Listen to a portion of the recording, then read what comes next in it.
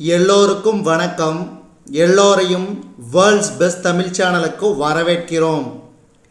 இந்த காணொளியில் நாம் பார்க்கவிருப்பது தினசரி நடப்பு நிகழ்வுகள் 12 டிசம்பர் 2023, 13 டிசம்பர் 2023 மற்றும் 14 டிசம்பர் 2023 ஆகிய 3 தினங்களுக்குரிய தினசரி நடப்பு நிகழ்வுகள். இதுவரைக்கும் நம்ம வேர்ல்ட்ஸ் பெஸ்ட் தமிழ் சேனலை சப்ஸ்கிரைப் பண்ணாத புதிய நண்பர்களாக இருந்தீங்கன்னா மறக்காமல் சப்ஸ்கிரைப் பண்ணிவிட்டு காணொளிகளை பாருங்கள். முதல் கேள்வி, மத்திய பிரதேச மாநிலத்தின் புதிய முதல்வராக தேர்வு செய்யப்பட்டவர் யார்? மத்திய பிரதேச மாநிலத்தின் புதிய முதலமைச்சராக தேர்வு செய்யப்பட்டவர் மோகன் யாதவ். மோகன் யாதவ். இரண்டாவது கேள்வி, ராஜஸ்தான் மாநிலத்தின் புதிய முதல்வராக தேர்வு செய்யப்பட்டவர் யார்?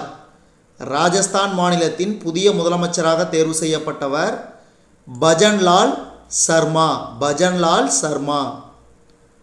மூன்றாவது கேள்வி, சத்தீஸ்கர் மாநிலத்தின் புதிய முதலமைச்சராக தேர்வு செய்யப்பட்டவர் யார்? சத்தீஸ்கர் மாநிலத்தின் புதிய முதலமைச்சராக தேர்வு செய்யப்பட்டவர் விஷ்ணுதேவ் சாய். விஷ்ணுதேவ் சாய்.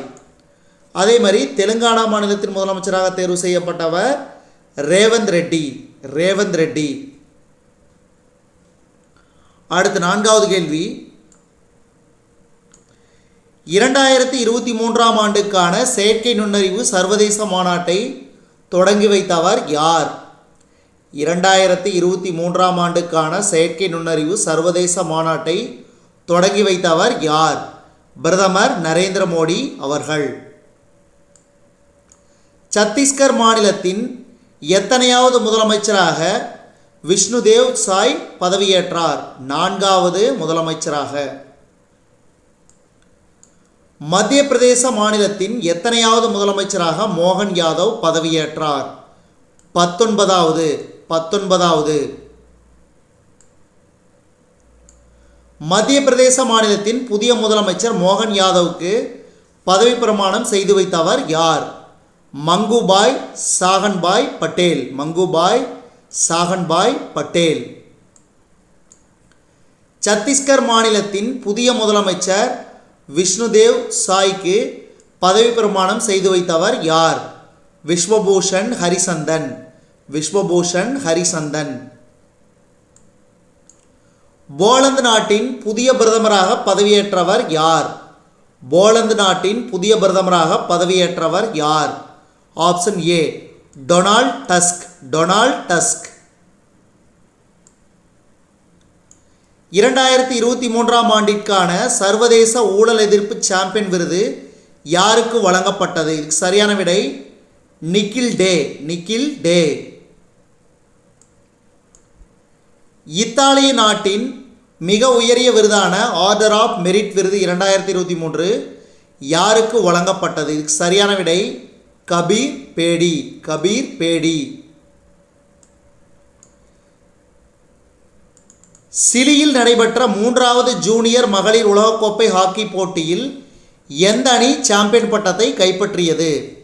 சிலியில் நடைபெற்ற 3வது ஜூனியர் மகளிர் உலகக்கோப்பை ஹாக்கி போட்டியில் எந்த அணி சாம்பியன் பட்டத்தை கைப்பற்றியது? நெதர்லாந்து. நெதர்லாந்து. திரிபுரா மாநில சுற்றுலாத்துறையின் புதிய விளம்பர தூதராக நியமனம் செய்யப்பட்டவர் யார்? திரிபுரா மாநில சுற்றுலாத்துறையின் புதிய விளம்பர தூதராக நியமனம் செய்யப்பட்டவர் சௌரவ் கங்குலி. சௌரவ் கங்குலி. ஒவ்வொரு ஆண்டும் சர்வதேச நடுநிலை நாள், அதாவது இன்டர்நேஷனல் டே ஆஃப் நியூட்ரலிட்டி எப்போது கடைபிடிக்கப்படுகிறது? டிசம்பர் 12. டிசம்பர் 12.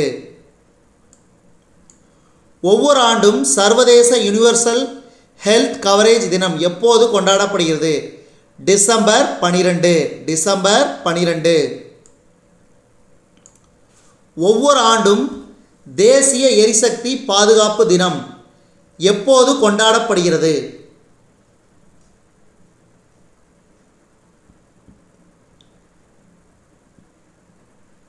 அதாவது நேஷ்னல் எனர்ஜி கன்சர்வேஷன்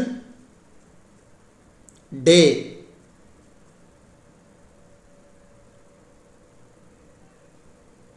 டிசம்பர் 14, அதாவது ஒவ்வொரு ஆண்டும் தேசிய எரிசக்தி பாதுகாப்பு தினம் டிசம்பர் 14ஆம் தேதி கொண்டாடப்படுகிறது. அடுத்து, இந்தியா மற்றும் வியட்நாம் நாட்டிற்கு இடையேயான கூட்டு இராணுவ பயிற்சி வின்பேக் எனும் பெயரில் நடைபெற்றது.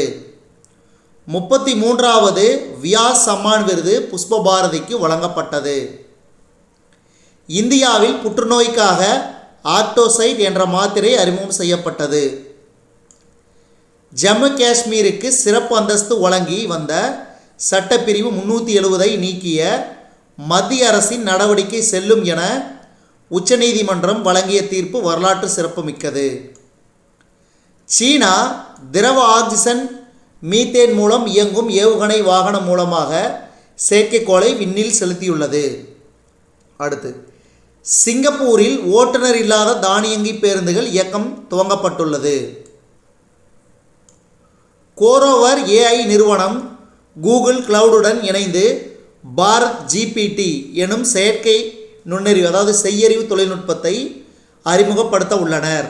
அடுத்தது, இந்திய தலைமை தேர்தல் ஆணையர், தேர்தல் ஆணையர்கள் ஆகியோரது நியமனம் பணி நிபந்தனைகளை ஒழுங்குபடுத்தும் மசோதா மாநிலங்களவையில் குரல் வாக்கெடுப்பின் மூலம் 12 டிசம்பர் 2023ஆம் தேதி நிறைவேற்றப்பட்டது.